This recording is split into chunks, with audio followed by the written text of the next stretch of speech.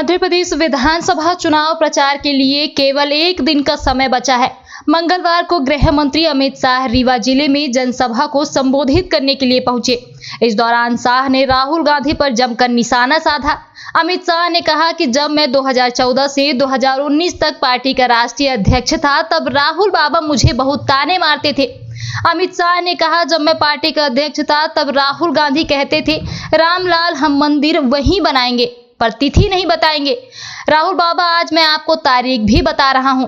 गृह मंत्री अमित शाह ने कहा, ये राहुल बाबा मुझे बहुत ताने देकर कहते थे मंदिर वही बनाएंगे लेकिन तिथि नहीं बताएंगे। आज मैं कहता हूं, राहुल बाबा 22 जनवरी 2024 को अयोध्या में रामलला की प्राण प्रतिष्ठा होने वाली है। अमित शाह ने सभा को संबोधित करते हुए कहा कि इस बार 3 दिवाली मनानी है। एक दिवाली 2 दिन पहले मना चुके हैं, दूसरी दिवाली 3 दिसंबर को मनाई जाएगी जब मध्य प्रदेश में बीजेपी की सरकार बनेगी। वहीं तीसरी दिवाली 22 जनवरी को मनाई जाएगी। बता दें कि लोकसभा चुनाव से पहले अयोध्या में भगवान राम की प्राण प्रतिष्ठा पीएम मोदी के हाथों होनी है। विधानसभा अध्यक्ष गिरीश गौतम के समर्थन में जनसभा करने देवतालाब पहुंची अमित शाह ने कहा, भाई और बहनों, 17 तारीख को वोट देना है। आपका उत्साह देखकर मुझे लग रहा है यहां से बीजेपी प्रचंड बहुमत से चुनाव जीत रही है। बीजेपी की लड़ाई इस बार परिवारवादी कांग्रेस से है। कमलनाथ अपने बेटे को सीएम बनाना चाहते हैं, दिग्विजय सिंह अपने बेटे को सीएम बनाना चाहते हैं, सोनिया गांधी अपने बेटे को पीएम बनाना चाहती हैं। अमित शाह ने कहा कि 10 साल तक केंद्र में यूपीए की सरकार चली। इंडिया अलायंस वाले बताएं मध्य प्रदेश को कितना रुपए दिया गया। मैं 15 दिनों से कमलनाथ से जवाब मांग रहा हूं पर वे जवाब नहीं दे रहे हैं। शाह ने कहा, मैं बनिया का बेटा हूं, हिसाब लेकर आया हूं। इन्होंने कहा कि 2004 से 14 तक 2 लाख करोड़ दिया। मोदी जी ने 9 साल में 6,35,000 करोड़ रुपए मध्य प्रदेश को दिया। डॉक्टर अजय सिंह जी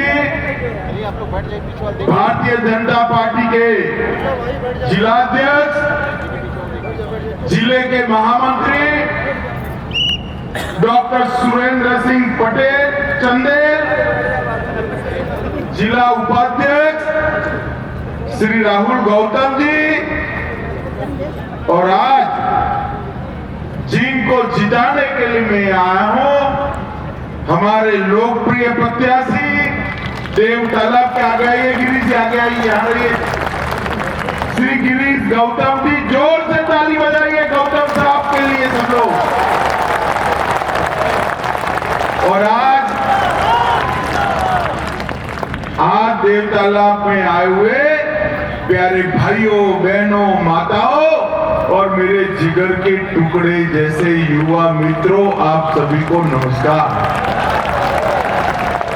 मित्रों, सबसे पहले महादेव की इस पावन भूमि को, देवतालाब को प्रणाम कर मैं मेरी बात की शुरुआत करना चाहता हूं। यहाँ अष्टभुजा धाम में विराजमान देवी मां के चरणों में भी मैं शीश झुकाता हूं और यहाँ पर भगवान विश्वकर्मा ने बनाया हुआ जो एक पत्थर से बनाया हुआ शिव मंदिर है, उसको भी प्रणाम कर मेरी बात की शुरुआत।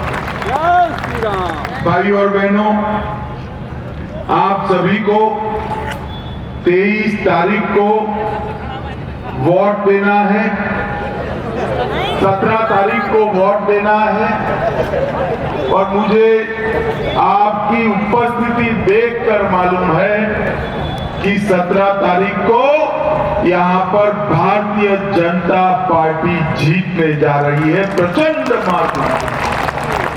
मगर मेरा आप सभी से निवेदन है, 17 तारीख को जब भी आप वोट देने जाए, शिव गौतम साहब को यहां से भोपाल भेजने के लिए मत दीजिए, क्योंकि आपका एक वोट न केवल गौतम जी को जिताएगा, भाजपा सरकार बनाएगा, परंतु आपका एक वोट आने वाले दिनों में मध्य प्रदेश और भारत का भविष्य तय करने वाला वोट, क्योंकि ये चुनाव जो है ये 2 खेमों के बीच में है। एक खेमा है एक परिवारवादी कांग्रेस पार्टी। मध्य प्रदेश में कांग्रेस 3 परिवारों से शासन करना चाहती। एक तो कमलनाथ और नकुलनाथ। कमलनाथ जी अपने बेटे नकुलनाथ को मुख्यमंत्री बनाना चाहते हैं। दूसरा दिग्विजय सिंह बंटाधार और उनके बेटे जयवर्धन सिंह। और तीसरा सोनिया जी और राहुल बाबा।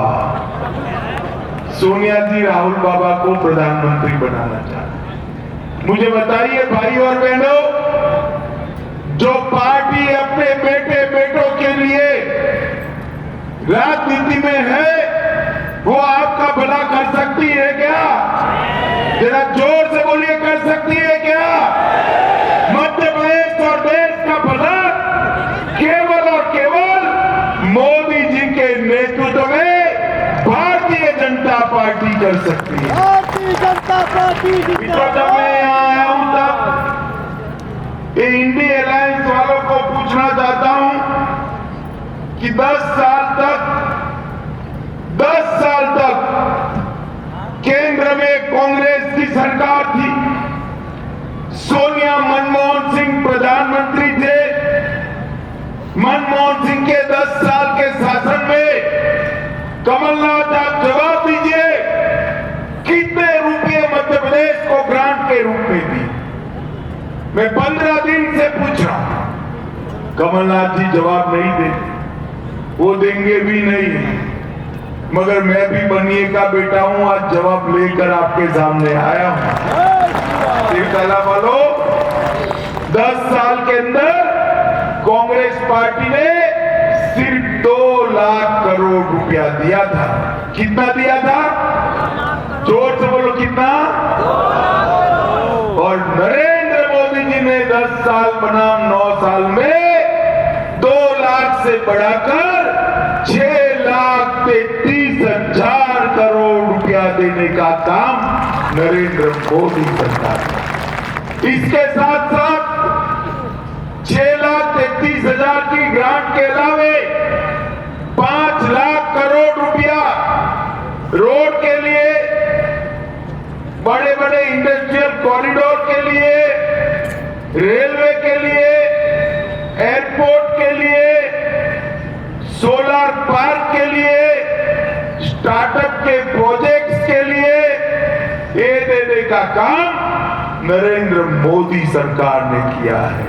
और ये कांग्रेस पार्टी, इसने हमेशा मध्य प्रदेश को लूटकर, कमलनाथ जी मध्य प्रदेश को लूटकर कांग्रेस पार्टी का एटीएम बनाने के अलावे कोई काम नहीं किया। भाई और बहनों, नरेंद्र मोदी सरकार ने 93 लाख किसानों को, मध्य प्रदेश के 93 लाख किसानों को हर साल 6,000 रुपया देकर अब तक 21,000 करोड़ का चेक मध्य प्रदेश के किसानों के अकाउंट में डालने का काम किया है।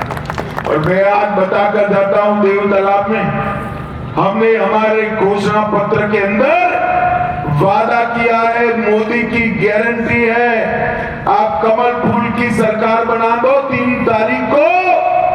3 तारीख को भाजपा सरकार बना दो। किसानों को मिलने वाला 6,000 अब 12,000 रुपया कर दिया जाएगा। 65 लाख गरीबों के घर में नल से जल पहुंचाया। 3,70,00,000 गरीबों को आयुष्मान भारत योजना का फायदा पहुंचाया। 5 लाख तक का सारा इलाज आज Narendra Modi ji free of cost कर रहे हैं। मैं आपको बताता हूं, हमने घोषणा पत्र में मोदी गारंटी दिया है, यहां डबल इंजन की कमल फूल की सरकार बना दीजिए। 3 दिसंबर के बाद 5 लाख तक के खर्चे की जगह 10 लाख तक का खर्चा फ्री ऑफ कॉस्ट मुफ्त में किया जाए। भाई और बहनों, 80 लाख गरीबों के घर में शौचालय बनाए, 82 लाख उज्ज्वला के गैस कनेक्शन दिए और फिर से एक बार मोदी गारंटी है, सारे उज्ज्वला कनेक्शन में गैस के दाम कितने भी बढ़ जाए, आप माताओं बहनों चिंता मत करिए। मध्य प्रदेश में गैस का सिलेंडर 3 दिसंबर के बाद 450 रुपये में मिलेगा। 450। प्रधानमंत्री आवास 36 लाख देने का काम किया और डायरेक्ट बेनिफिट ट्रांसफर स्कीम देकर हमने गरीबों को कोई बिचौलिए के बगैर उनका फायदा पहुंचाने का काम भारतीय जनता पार्टी की सरकार ने किया। मित्रों, ये दिग्विजय की सरकार मध्य प्रदेश को बंटाधार कर दिया था इन्होंने, मध्य प्रदेश को बीमारू राज्य बना। मैं गुजरात में रहता हूं, गुजरात से उस वक्त बाबा महाकाल के दर्शन करने के लिए आते थे, अहमदाबाद से निकलता था, दाहोद तक आराम से सो जाता था, मगर दाहोद से झाबुआ में जैसे घूमते थे घुसते थे, गाड़ी धड़ाम से गड्ढे में गिरती थी और नींद खुल जाती। झाबुआ से बाबा महाकाल उज्जैन तक गाड़ी खड्डे में है, रोड खड्डे में है या रोड में खड्डा है मालूम ही नहीं पड़ता था, बिजली का नामो निशान। मध्य प्रदेश को पूरा बर्बाद करके रखा था। पूरा चंबल के अंदर गैंग, डकैत, फिरौती, मध्य प्रदेश के अंदर कौमी दंगे, इस सारी चीजों को समाप्त कर 18 साल के अंदर शिवराज जी के शासन में मध्य प्रदेश बेमिसाल राज्य बना है। बीमारू राज्य से बेमिसाल राज्य बनने का काम भारतीय जनता पार्टी ने किया है। 23,000 करोड़ का बजट छोड़कर गए थे वो लोग, सिर्फ 23,000 करोड़ का शिवराज जी ने अंतिम बजट 23,000 करोड़ से बढ़ाकर 3,14,000 करोड़ का बजट देने का काम मध्य प्रदेश सरकार ने किया है। ST, SC, OBC सिर्फ 1,000 करोड़ का बजट था, 1,000 करोड़ का बजट बढ़ाकर 64,000 करोड़ का करने का काम भारतीय जनता पार्टी ने किया है। मेडिकल कॉलेज की सीटें सिर्फ 620 थी, अब 4,000 है और पर्यटक मध्य प्रदेश में 64 लाख सिर्फ आते थे, अब 9 करोड़ पर्यटक मध्य प्रदेश में आते हैं, एक साल में 9 करोड़। मध्य प्रदेश को बीमारू राज्य से बेमिसाल राज्य बनाया। आप कमल के फूल पर बटन दबाइए, ये बेमिसाल राज्य को हम भारत का बेस्ट राज्य बनाकर आपको वापिस देंगे, बेस्ट राज्य बना।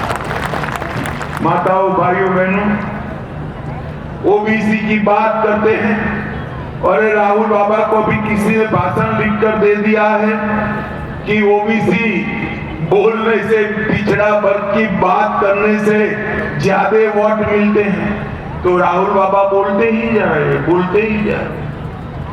मैं राहुल बाबा को कहने आया हूं, कांग्रेस पार्टी पिछड़ा वर्ग की विरोधी पार्टी। सबसे पहले काका साहेब कालेलकर रिपोर्ट को सालों तक दबाकर एक कांग्रेस पार्टी ने रखा।